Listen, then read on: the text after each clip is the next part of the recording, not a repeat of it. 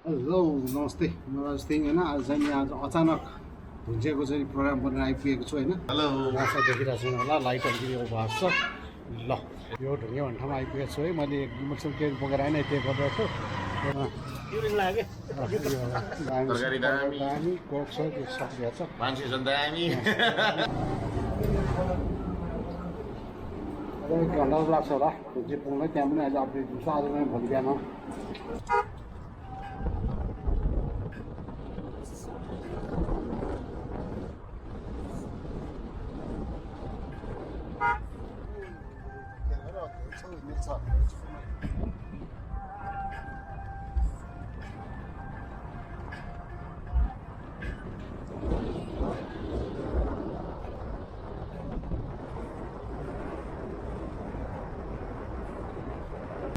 अब चाहिँ हामी रसुवाको धुन्जे बजार आइपुगेको बजार जाँदैछौँ होइन अलिअलि पानी पनि चिसी परिरहेको छ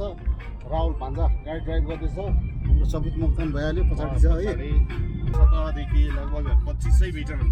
हाइटमा छौँ। यो रसुवाको धुन्चे आइपुग्न लागिरहेको अवस्था छ अहिले। अब अहिले यस्तै छ लाइफमा होइन अब साँझ पनि भयो म भोलि बिहानको सकेसम्म मर्निङ त्यहाँतिरको बाटोमा टक्क चाहिँ निस्किनु छ अहिले यति राख्नु ल गुड मर्निङ नमस्ते होइन म चाहिँ आज फेरि टक्क लगाएर धुन्चे बजार यहाँ भान्जाको घरतिर आइपुगेको छु है तपाईँहरूलाई म यसो ठाउँको सिनहरू देखाउन चाहन्छु भिडियो है त यो ठाउँ हेर्नको लागि यस्तो ठाउँ छ है ए पिस्तो मस्तको ठाउँ छ हेर्नु ओ मा गड Good morning, guys. Saput Moktan यहाँ छ आज त लाङटाङमा चाहिँ पुग्छ होला हामी लाङटाङ क्याम्प। खाजा यसो खान लाग्छ है ए त्यस्तो मै तिर्दिन्छु जानु भन्छ आज। ए यस्तो यस्तो मान्छेको सङ्गत लाग्यो भने दाइ मेरो भान्जीको उसमा आएर खाजा खाएर अब हिँड्ने प्लान गर्दैछ है यो ठाउँ चाहिँ एकदम छ है ल भन्छ अब हामी कहाँ पुग्दैछौँ रे भन्दै भाउ रसुवाको फेमस एकदम तीर्थस्थल भन्ने एउटा धर्म ग्राहकहरूको लागि एकदमै यो रसुवा खुसेकुण्डा भन्ने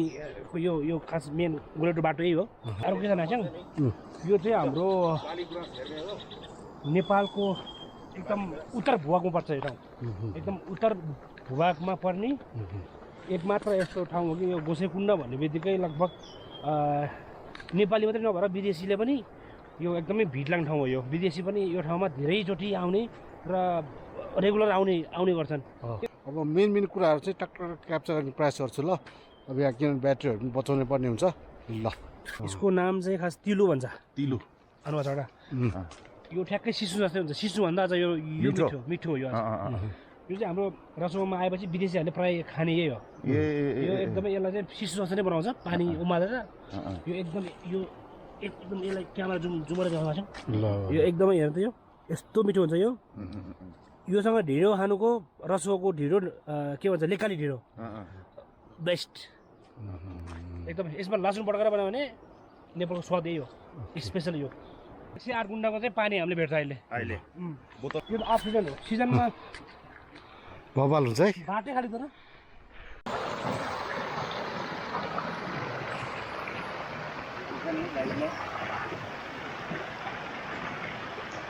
यो भने एकदम नेचुरल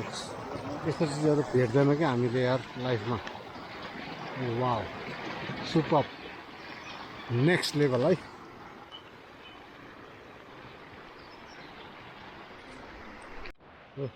राहुल भान्जा त्यहाँ लड्किँदैछ राहुलले हलाउँदैछ ब्रिज चाहिँ डेन्जर छ यार नहल्ला ये यस्तो छ है गाइस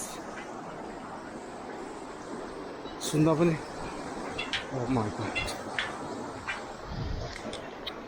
यो चाहिँ बवाल ब्रिज हो है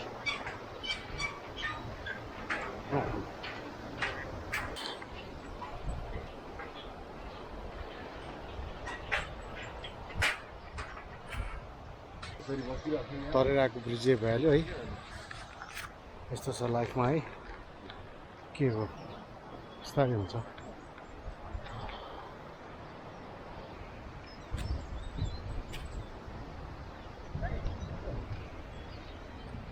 योले चाहिँ नेपाली कागज बनाउने रुख हो यो यो चाहिँ नेपाली कागज बनाउने रुख अरे है यसलाई भाग हेर्नुहोस्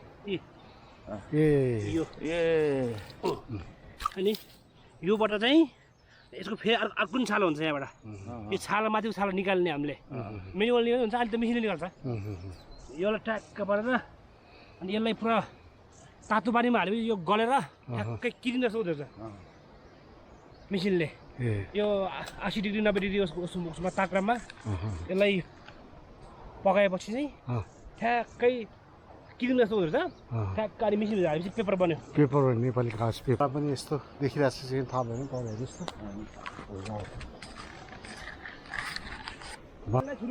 हुँदैन है यो ग्रोसिङ ग्रोसिङ हो यो एलर्जी यसले त सखा पार्छ यसले त यसले त छोयो कि यो त सिद्धि यसलाई सुन्नु हुन्न चाहिँ हामीले हो र केही कुराहरू ग्रोसिङ है ग्रोसिङ भन्दा ताङ भन्छ साग सबै ठाउँ पुरो सकेर नसकेर जति सक्यो त्यति चाहिँ गरिन्छ है टुरिज्म एरिया त्यसै हुँदैन रहेछ है हरेक चिज पर्फेक्ट हुनुपर्ने अजिब छ यार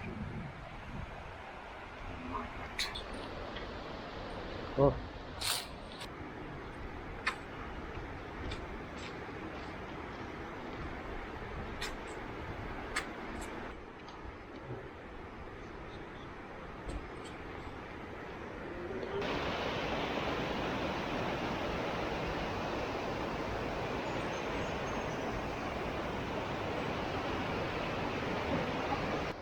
घोडा हिँड्ने बाटो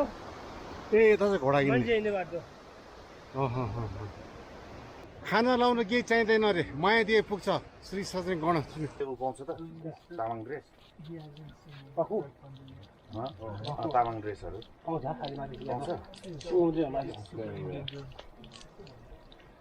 यिनीहरूको युरोप र यिनीहरू लेख्नु पर्यो नि त यिनीहरूको देशले पनि म फर्स्ट टाइम म त्यो हाटले गर्दाखेरि घोडै चढ्नु पर्ने उकालो चढ्नै सक्दैन क्या म छिट है त्यही भएर गाह्रो छ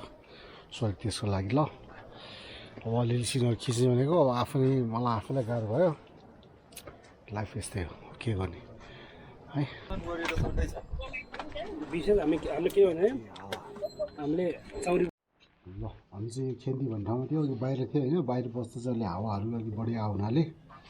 अहिले भित्रै पस्यो होइन खेतीमा अनि भित्र आएको छु अनि घोडा पनि दुईवटा थियो मलाई त हुन्छ भने त्यो हाटले गर्दाखेरि पनि अलिकति हिँड्ने बित्तिकै थाक्ने भएको हुनाले घोडा चाहिँ कम्पलसरी भयो अनि अब त्यहाँबाटै सक्यो भने हामी गोछामुटु डाँडासम्म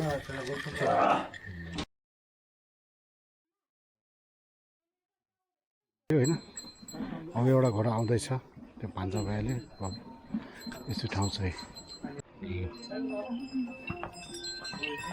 यो सामान बोक्ने ढुवानी गर्ने चिज है यसले चाहिँ